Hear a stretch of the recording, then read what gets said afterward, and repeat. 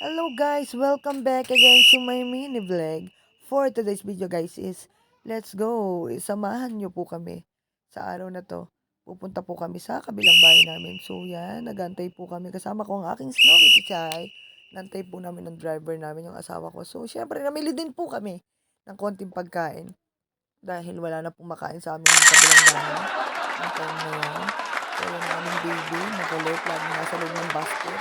Ayaw bumaba paglakad. Dahil napagod po ako, ayan, and it's time to sleep naman na rin po at magpahinga.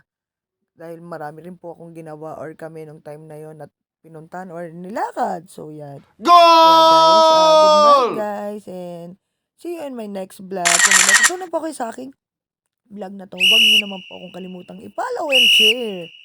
At kung dumaan po ako sa newsfeed nyo, please, don't forget to like and share para lagi po kayong updated sa aking lahat ng aking mga content, tutorial or video tutorial guys. Maraming salamat po sa inyong walang sawang pagsuporta at pagtangki sa aking content guys.